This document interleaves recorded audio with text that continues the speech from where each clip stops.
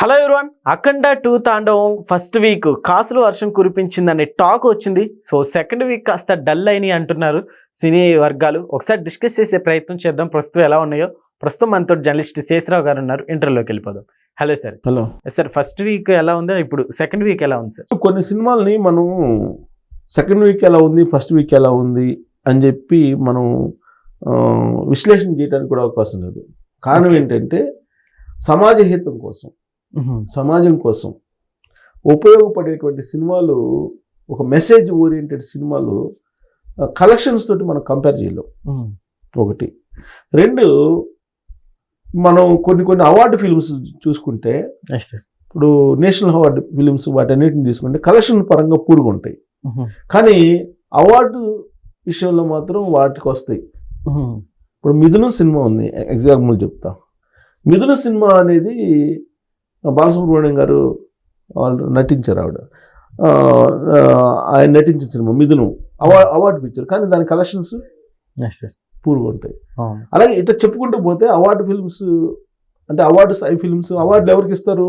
ఒక సమాజానికి పనికొచ్చేటువంటి మెసేజ్ ఇచ్చేటువంటి సినిమాలకి అవార్డులు ఇస్తారు. ప్లస్ ఆ సినిమాలో నటించినటువంటి నటులకి అవార్డులు వస్తాయి. కానీ కలెక్షన్స్ పరంగా ఆ సినిమాలను మనం చూడలేం. అలాగే ఇక్కడ బాలయ్య అఖండ సినిమాని మనం కలెక్షన్స్ పరంగా చూడకూడదంటే కలెక్షన్స్ పరంగా చూడాలి.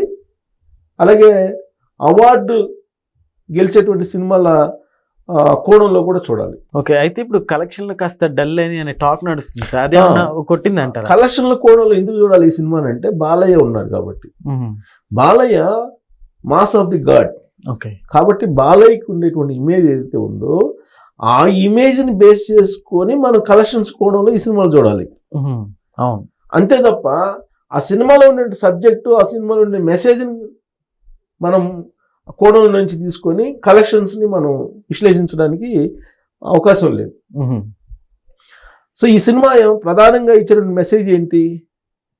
మన భారత భూమి ఏంటి, హైందవ ధర్మం ఏంటి, మన విలువలు ఏంటి, మన సంస్కృతి ఏంటి, మన సాంప్రదాయం ఏంటి, భారతదేశం ఏంటి, అసలు దాని యొక్క పవిత్రత ఏంటి అనేది క్లియర్ కట్గా సినిమాలో చూపించగలిగారు.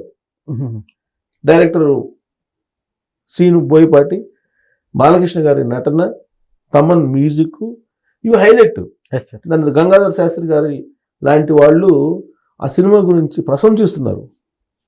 ఆయన భగవద్గీతను అవపాసన పోసి ఆ భగవద్గీతని అందరికీ అర్థమయ్యేలాగా పాటల రూపంలో కూడా అందజేసినటువంటి అద్భుతమైనటువంటి మహానుభావుడు ఎవరు? మహనీయుడు గంగాధర శాస్త్రి గారు. అలాంటి గంగాధర శాస్త్రి గారే సాక్షాత్తు శివుడే ఈ సినిమాని నిర్మించుకున్నాడు. అక్కడ బాలకృష్ణ కానీ, లేదంటే తమన్ కానీ, లేదంటే బోయపాటి కానీ, లేదంటే ఇంకొకరు కానీ నిమిత్త మాత్రులు. అది దైవమే ఈ పని చేయించింది, అంత అద్భుతంగా ఉంది అని చెప్పి ఆయన చెప్తున్నారు. దాంట్లో మీకు ఇద్దరు సిస్టర్స్ ఉన్నారా, వాళ్ళు బ్రహ్మాండంగా శ్లోకాలు పాడారా? తర్వాత వాళ్ళు సంస్కృత శ్లోకాలు పాడేవాళ్ళు ఉన్నారా, వాళ్ళు పాడారా? మిశ్రా బ్రదర్స్ వాళ్ళు శ్లోకాలు పాడారు. సో ఇది ఒక అద్భుతమైనటువంటి స్పిరిచువల్ యాంగిల్లో ఉండేటువంటి సినిమా. అలాగే ఇది ఒక అంటే నేటి తరానికి కొంచెం అనుసంధానంగా ఉండేలాగా, ప్లస్ ఇప్పుడు సమకాలీన అంశాలకు జోడించి స్పిరిచువల్ని బాగా చూపించినటువంటి సినిమా ఇది. ఓకే, వైరస్ ఇప్పుడు మనకి కరోనా టైంలో వైరస్ ఎక్కడి నుంచి వచ్చింది? చైనా నుంచి వచ్చిందని చెప్పి ప్రపంచం మొత్తం చెప్తుంది. ఇప్పుడు ఈ వైరస్కి విరుగుడు వ్యాక్సిన్ కనుక్కునేదానికి రెండు సంవత్సరాలు పట్టింది. అవునా? సో అది వైరస్ వర్సెస్ వ్యాక్సిన్ అనేటువంటిది ఒక యాంగిల్ అక్కడ చూడొచ్చు మనం. అలాగే ఆధ్యాత్మికం అంటే పవర్ఫుల్ గాడ్ పవర్ ఏంటి అనేది ఒక యాంగిల్. మూడోది ఏంది, భారతదేశంతో పెట్టుకుంటే ప్రపంచం యొక్క పరిస్థితి ఏంటి అనేది కూడా అద్భుతంగా చూపించగలిగారు.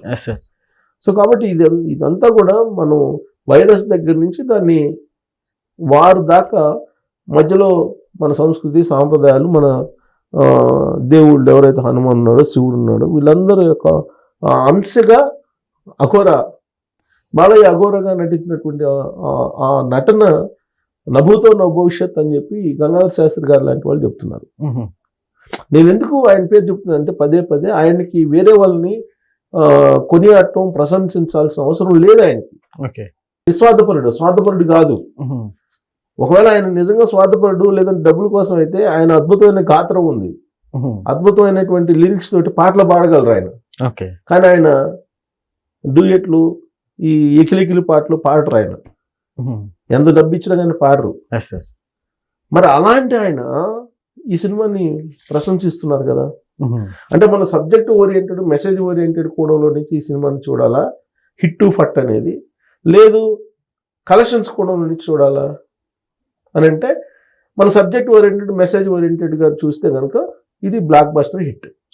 కలెక్షన్స్ పరంగా చూస్తే యావరేజ్ ఫిల్మ్ లాగా ఈ టాలీవుడ్లో ఉన్నటువంటి టాక్. కారణం ఏంటంటే ఫస్ట్ డే ఓపెనింగ్స్ బాగున్నాయి, ప్రీ రిలీజ్ వసూళ్లు బాగున్నాయి, తర్వాత శాటిలైట్ రైట్స్కి సంబంధించినటువంటి అమౌంట్స్ బాగానే వచ్చినాయి, ఓటీటీకి సంబంధించినటువంటి కలెక్షన్స్ బాగానే వచ్చినాయి, ఆడియో రిలీజెస్ సంబంధించినటువంటి ఆడియో రైట్స్ సంబంధించినవి బాగా వచ్చినాయి, ఇవన్నీ వచ్చినాయి. కాకపోతే థియేట్రికల్ కలెక్షన్స్కి వచ్చేటప్పటికి డిస్ట్రిబ్యూటర్స్ పెట్టినటువంటి అమౌంట్కి దగ్గరగా ఇంకా రాలేదు సెకండ్ వీక్ అయినప్పటికీ అనేటువంటిది ఉంది. టాలీవుడ్లో ఉంది. అది రావాలంటే ఇంకొక 20% కలెక్షన్స్ రావాలి అని అంటున్నారు. 80% వచ్చినాయి, ఇంకొక 20% రావాల్సి ఉందని చెప్పి థియేట్రికల్ కలెక్షన్స్ ని బేస్ చేసుకుని చెప్తున్నారు. సార్, ఇప్పుడు మూవీ టికెట్స్ స్టార్టింగ్ లో కంటే కాస్త ఇప్పుడు ఈ వీక్ కాస్త తగ్గించినట్టు తెలుస్తుంది. దాని ఎఫెక్ట్ ఏమైనా పడింది అనుకోవచ్చు మనం? యాక్చువల్గా లాస్ట్ వీక్ కంటే కూడా ఈ week frequency, ticket booking frequency తగ్గిందని చెప్తున్నారు. టికెట్ బుకింగ్ ఫ్రీక్వెన్సీ అయితే తగ్గిందని చెప్తున్నారు. దీంతో పెరగచ్చు అని కూడా మనం అంచనా వేయచ్చు కదా. ఎలా పెరుగుతుంది అంటే స్టార్టింగ్ లో రేట్ ఎక్కువ అని వెళ్ళని వాళ్ళు ఇప్పుడు తగ్గాక ఏమైనా వెళ్ళే అవకాశాలు ఉంటాయి కదా? మేబీ ఉండొచ్చు, అది కూడా ఉండొచ్చు. ఇంకోటి ఏంటంటే ఈ సినిమాకి ఇప్పుడు వస్తున్నటువంటి ఈ రోజు వస్తున్న అడ్వాంటేజ్ అనుకోవాలా, లేకపోతే అలా కూడా అనుకోవడానికి లేదు. కారణం ఏంటంటే అవతార్ సినిమా దాని మీద హోప్స్ ఎక్కువ ఉన్నాయి. అవతార్ సినిమా ఇక్కడ బాక్స్ థియేటర్ల దగ్గర బోల్తా పడింది, బ్యాడ్ టాక్ వచ్చేసింది. అవతార్ సినిమా బాగలేదు అనేటువంటి టాక్ వచ్చేసింది. సో ఫ్లాప్ అనేటువంటి టాక్ వచ్చేసింది. సో దాంతో ఇప్పుడు థియేటర్స్ లో ఉన్నటువంటి సినిమా ఏముంది, అఖండనే కదా. అవును. కాబట్టి ఈ అవతారు సినిమా అనేది ఎక్స్పెక్టేషన్స్ కి భిన్నంగా పూర్గా ఉంది కాబట్టి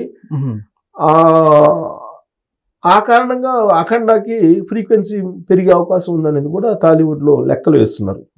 అంటే ఒక 20% థియేట్రికల్ కలెక్షన్స్ విషయంలో గ్యాప్ ఉంది అని అంటున్నారు. ఈ 20% రీచ్ అయితే కనుక మీకు వాళ్ళకి కూడా నష్టాలు వచ్చే అవకాశం లేదు. సో ఇప్పుడు ఈ అవతార్ ఫిల్మ్ అనేది ఎక్స్పెక్టేషన్స్ కి రీచ్ లేదు కాబట్టి అఖండ మూవ్ అవుతుంది రాబోయే రోజుల్లో. ఈ వారం కూడా అఖండకి కొంత ఫ్రీక్వెన్సీ ఉండే అవకాశం ఉంది అని అంటున్నారు. అది ఉంటే కనుక థియేట్రికల్ కలెక్షన్స్ కూడా ఉంటాయి. ఓవరాల్ గా ఏంటంటే ఆ సినిమాకి పెట్టినటువంటి 200 కోట్ల రూపాయలు ఏవైతే ఉన్నాయో అవైతే ప్రొడ్యూసర్స్కి వచ్చేసాయి. దాంట్లో ఎలాంటి డోకా లేదని చెప్పి చెప్తున్నారు సినిమా వర్గాలు. కాకపోతే థియేట్రికల్ కలెక్షన్స్ ఏదైతే ఉన్నాయో అక్కడ కొంచెం స్లోగా ఉందని చెప్పి అంటున్నారు. బహుశా కొన్ని సినిమాలు ఏంటంటే ఫస్ట్ వీక్ లో స్లో ఉన్నా కానీ సెకండ్ వీక్ నుంచి స్పీడ్ అయ్యే అవకాశం ఉంది. ఆ జాబితాలో ఏమైనా చేరుతుందేమో చూడాలి మనం. Okay sir, thank you.